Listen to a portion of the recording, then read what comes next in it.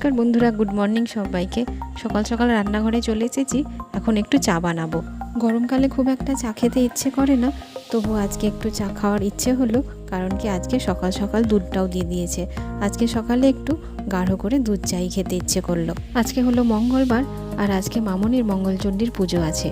চায়ের জলটা বসিয়ে দিলাম, এদিকে চাটা হতে থাকুক, আর আমি ওদিকে পরোটার জন্য ময়দাটা মেখে ফেলি। পরোটার ময়দাটা মেখে আর ওদিকে পরোটার সঙ্গে খাওয়ার জন্য কাবলি ছোলা আলুর তরকারি বানাবো, তার জন্য সেটা কুকারে বসিয়ে দিয়ে ওপরে ছাদে এলাম মামনির পুজোর ঘরে, মামনিকে পুজোর জন্য দুধ দিতে। মামনি ঘরের পুজো সেরে মন্দিরে যাবে। জয়মঙ্গলবারের পুজোর সমস্ত কিছু এখানে গুছিয়ে নিয়েছে, এটা নিয়ে এখন মন্দিরে যাবে পুজো দিতে। যেহেতু আমাদের খাওয়ার জন্য প্যাকেটের দুধ নেই, সেই দুধটা পুজোর কাজে আমরা আর ব্যবহার করি না। যখন পাড়াতে দুধওয়ালা ঢোকে তখনই তার থেকে অল্প একটুখানি পুজোর জন্য দুধ নিয়ে থাকি, সেই দুধটাই এখন মামনিকে দিতে এসেছিলাম। ঠাকুরঘর থেকে বেরিয়ে ছাদের দিকে তাকাতেই দেখি সকাল সকাল ফুলের গাছগুলো কেমন যেন শুকিয়ে শুকিয়ে গিয়েছে। আজকে সূর্যের তাপটা এতটাই বেশি, সে কারণে ফুলগুলোও কেমন সকালবেলাতেই কেমন হয়ে গেছে। মামনি ঘরের পুজো সেরে বেরিয়ে পড়লো মন্দিরে পুজো দিতে, আর আমি এখন চললাম রান্নাঘরে জলখাবারটা সেরে ফেলতে। মেয়েও স্কুলে গিয়েছে, আর মেয়ে বাড়ি আসার আগেই আমাকে রান্নাটা সেরে ফেলতে হবে, কারণ বাড়িতে আসার সঙ্গে সঙ্গেই তো ওর পিছনে আবার ছোটাছুটি শুরু করতে হবে। এখন বাজে সকাল 11টা। সকালবেলার খাবার দাবার নিয়ে এতক্ষণে বসে পড়লাম। মামনিও চলে এসেছে মন্দির থেকে, মামনি এখন রান্নার কাজে ব্যস্ত হয়ে পড়েছে। মেয়েও চলে এসেছে স্কুল থেকে, মেয়েকেও খাইয়ে দিয়েছি, ও এখন মনের আনন্দে খেলা করছে। আর আজকে সকালবেলা কাবুলি ছোলা আলুর তরকারি আর পরোটা তো করেইছি, তার সাথে নিয়েছি পাকা আম আর পাকা কাঁঠাল। এই পাকা কাঁঠাল এসেছে আমার বাবার বাড়ি থেকে, কালকে দাদা দিয়ে গিয়েছিল, ফ্রিজে রাখা ছিল, ওই জন্য দুটো কোয়া নিয়েই নিলাম। যদিও পাকা কাঁঠাল আমাদের বাড়িতে কেউই খেতে পছন্দ করে না, কেবলমাত্র মামনি ছাড়া। আর এই দেখো আমাদের বাড়ির ডাক্তার মেয়ে, এখন বাড়ির সবার চিকিৎসা চলছে, তার সাথে আবার প্রেসক্রিপশানও লেখা চলছে। আর কেউ যদি কারোর উপর ডাক্তারি করতে না দিয়েছে তবেই হয়েছে মাটিতে শুয়ে একেবারে গড়াগড়ি কাণ্ড।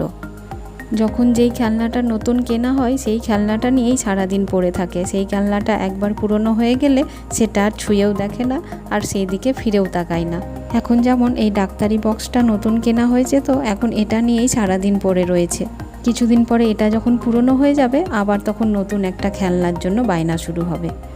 এখন বাজে দুপুর 2টো, দুপুরে খাওয়া দাওয়া করতে বসে পড়লাম। আজকে যদিও মামনির জয়মঙ্গলবারের পুজো হয়েছে, তবে মামনি বাদে আমরা কিন্তু সবাই আজকে আমিষ খাচ্ছি। মামনি তো আজকে ভাতটাই খাবে না, ওই জন্য এইসব রান্নাও খাবে না, তাই নিরামিষের কোনো ব্যাপার নেই। আজকে ভাতের সাথে রান্না হয়েছে মোচার ঘন্ট, আর আছে ভেন্ডি ভাজা, আর তার সাথে আছে মসুরির ডাল ধনেপাতা দিয়ে, আর করা হয়েছে মাছ। আজকে মাছের ঝোলটা কচু আর বেগুন দিয়ে করা হয়েছে। আর মাছের মধ্যে এখানে 2 রকমের মাছ রয়েছে, ইলিশ মাছ আর রুই মাছ, কারণ ইলিশ মাছটা 2 পিস ছিল, সবার তো হবে না, তার জন্য ইলিশ আর রুই মাছ একসাথেই কচু বেগুন দিয়ে ঝোল রান্না করা হয়েছে। সন্ধেবেলা মেয়েকে নিয়ে চলে এসেছি, মেয়ের নাচের স্কুলে প্রোগ্রাম হবে, তারই রিহার্সালে। আজকে নাচের দিদির বাড়িতে কোনো ক্লাস হচ্ছে না, আজকে প্রোগ্রামের জন্য যে স্টেজে প্রোগ্রামটা হবে সেখানেই প্র্যাকটিসের জন্য নিয়ে আসা হয়েছে সবাইকে। আমার মেয়ে যদিও এই কিছুদিন হলো নাচের স্কুলে ভর্তি হয়েছে, ওই জন্য ও এবছর প্রোগ্রামটা করছে না, তবুও ওকে নিয়ে এসেছি। নাচের দিদি বলেছিল ওকেও নিয়ে এসো, ওরও ভালো লাগবে আর একটু প্র্যাকটিসও হবে। তবে আমার মেয়ের কিন্তু নাচের প্রতি বেশ আগ্রহ রয়েছে। আমি যদি ভাবতাম ওকে দিয়ে প্রোগ্রামটা করাবো, তবে দেখে যা মনে হচ্ছে ও কিন্তু নাচটা ঠিক করে নিতে পারত। নাচের স্কুল থেকে বাড়ি ফিরতেই দেখলাম আজকে টিভিতে জি বাংলাতে বহুরূপী সিনেমা হচ্ছে, আর এই সিনেমাটার প্রতি আমার একটু বেশি আগ্রহ, কারণ এই যে এই সিনেমাটা চলছে, এখন যেই সিনটা হচ্ছে, এই সিনটার শুটিংটা আমি আমার নিজের চোখে দেখেছি।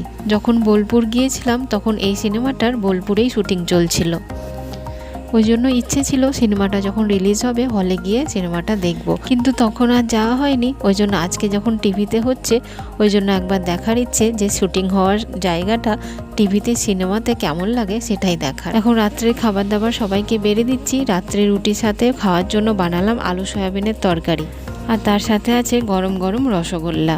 তন্ময় এইমাত্র মিষ্টিটা নিয়ে আসলো, আর গরম রসগোল্লা মানে তো জানোই একেবারে নরম তুলতুলে। তো আজকের এই ব্লগটি এই পর্যন্তই, আবার নিয়ে হাজির হচ্ছি নতুন একটি ব্লগ। ততক্ষণের জন্য সবাই খুব ভালো থেকো, সুস্থ থেকো। আজকের মতো টাটা, শুভরাত্রি।